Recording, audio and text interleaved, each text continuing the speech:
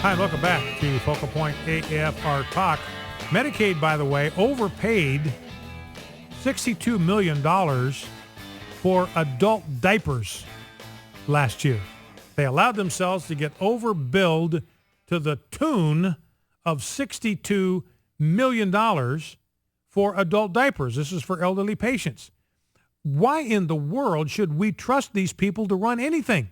They can't even manage a diaper service for elderly patients. Why do we want to put them in charge of 16% of America's economy and the entire healthcare system in America? That doesn't make any sense to me. All right, let's grab some phone calls. I'm going to give you the answer. I believe Obama can be stopped. I'm going to tell you how.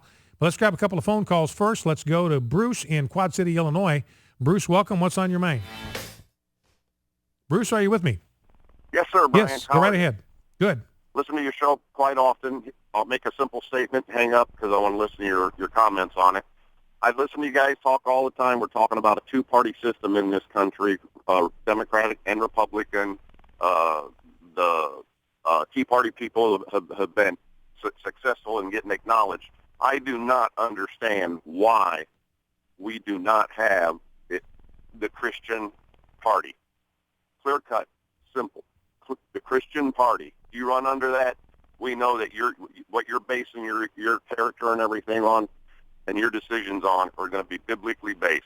Mm-hmm. I'll go ahead and let you respond to that, okay? All right. Okay, Bruce. Listen, I appreciate that. And I'll tell you, I'm sure this is going to be misinterpreted, but we already have that. If you look at the Republican Party platform, what's in writing, what the Republican Party has adopted as their official position on all these major issues, it is a Christian document. It is consistent with the Christian worldview. It is consistent with the scriptures. It acknowledges God as the creator. It acknowledges the importance of spiritual vibrancy in the body politic. It acknowledges the importance of religious liberty. It acknowledges the importance of the sanctity of life. It acknowledges the importance of the sanctity of marriage. It is all in there. So we have a political party that on paper is dedicated to preserve the Christian values that we find in the scripture in public policy. The problem is they just pay lip service to it. And here's the deal, Bruce. I don't see any reason, if we started a Christian party, I don't see any reason why the same thing wouldn't happen there. You know, we've already got that, and you can see how well that has worked.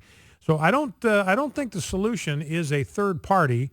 There are two solutions. I think it's for conservatives, which would include Christians and Tea Party types, to take over the Republican Party.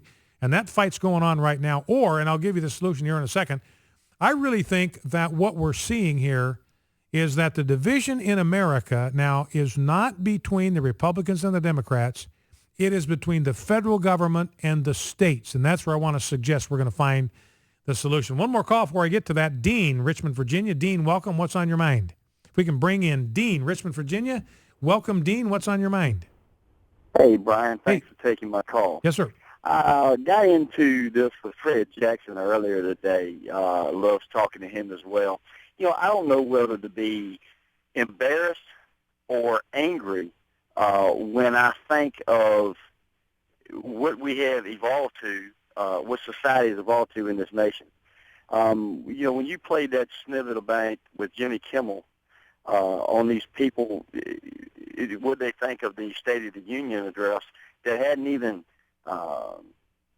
happened yet in the response. You know, if you don't know, then you don't know. But to sit there and just lie, and I mean, climb a tree to tell a lie when you can flat-footed tell the truth on the ground, it just is unbelievable.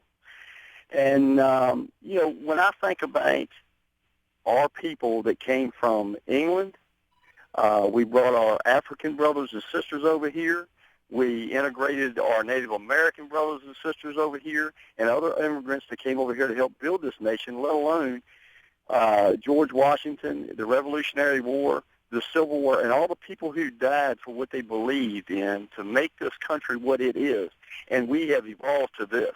Mm-hmm. That is absolutely, I don't know what the word is. Yeah.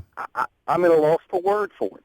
Well, you know, and I think a lot of people, you know, would share that sentiment, you know, and coupling what you're saying with what the last caller had to say, I remember back in Idaho, there was a good friend of mine, strong a Christian as you or I, as Orthodox, as devout as you and I are. And there was a vacant seat that came up. Somebody, I think, had to resign because of some kind of a financial scandal. So they had an open seat. 3 people were going to be appointed to that seat. And this guy's now running for the governor in the state of Idaho, a good friend of mine. And this is back, I don't know, probably 8, 9 years ago now. And when they had the precinct meeting, the precinct had to pick 3 people or the district had to pick 3 people to submit to the governor, and the governor was going to pick one of them to replace the guy that had to resign. And Russ, strong Christian guy, he just took a copy of the Republican Party platform with him into that meeting. And he said to the people in that district, look, if you want to know how I'm going to vote, read this. Because I believe what is in this platform. If you want to know how I'm going to vote on any issue, look at this document, look at the Republican Party platform, and you'll be able to tell how I'm going to vote. Now, you look at the Republican Party platform, and I think that's what we need. I think we need the Republican Party. We need candidates that actually understand the platform, agree with it, and will run on it, and will vote consistent with that. We don't have that right now for the most part. But I know that the platform itself, largely written by devoted Christians. A lot of people don't know that, but the platform committee that puts that thing together, most of those people are committed followers of Jesus Christ, particularly when you look at the social issues segment of the Republican Party platform. Those are crafted carefully by Christians who are building a Christian worldview into the Republican Party platform. So one of the things we need is for the Republican Party to take their own platform seriously and actually run on it. Well, listen, Dean, I appreciate the call, and I want to get an answer to Dean's question. How do we get here, and how do we, more importantly, how do we get back to where we were as a people? And I want to talk about that right now. Number to call, by the way, if you want to join the conversation in the last segment, is 888-589-8840. Now, I alluded to what I think is the ultimate solution here when I talked about the fact that I think what we're beginning to see now, and I think where the real division is now, is no longer between Democrat and Republican, because you look at the GOP elites, and you can't tell the difference between them and the Democrats. I just refer to them as undocumented Democrats. Paul Ryan is leading the charge for amnesty, which is going to destroy low-income marketplace for American citizens. It's going to be gone. They're going to be shredded. I mean, the few jobs that are out there for them now, those are going to be gone. They're all going to be taken by these 30 million people that Paul Ryan wants to bring into this country. 88% of them are going to vote Democrat. I mean, it's crazy, and I know the reason they're doing it. It's money. Chamber of Commerce says, look, if you'll get this cheap labor in the country, we'll give you money for your campaigns. So the Republicans are getting money, but the Democrats are getting all the votes. Who's going to win in the end? Well, that's a no-brainer. The people with the votes are going to beat the people with the money every time. So we can't count on the Republicans in D.C. Again, I said at first hour, if we had 100 Ted Cruz's, this thing could be straightened out by tomorrow morning. We could be on a path to solvency. If we had 100 Rand Pauls there, we could be on a path to solvency. We had 100 Mike Lees in the Senate, we could be on a path to solvency and sanity in social policy, national defense policy, economic policy, but we don't. Now, here's what I think we need. I think we need to get back to an understanding of America as it was founded. Now, let's not forget that it was the states that created the federal government, not the other way around. I cannot overstress this. We have completely lost sight of this, that the founders, each of them belonged and represented a state. These were states with a capital S. You look in the Constitution, and it's not states with a small s. It is states with a capital S. They were each in their own right sovereign and independent states of the United States of America. In fact, that's why they refer to them as the United States, plural, of America. We are so used to thinking of the United States in the singular, but prior to the Civil War, it was the way it was expressed is the United States are. It wasn't until the Civil War that it became the United States is understood in the singular. And what the Declaration of Independence, and I'm reading right from it, that as free and independent states in the plural, free and independent states, plural, things which independent states may of right do. So again, let's not forget that each one of these original 13 states was considered by themselves and by the other founders to be free and independent and sovereign states. These independent sovereign states, just like France or Britain or Germany, they met together in Congress assembled to develop the Constitution, and they delegated certain powers to the central government. They created the federal government. The states existed first.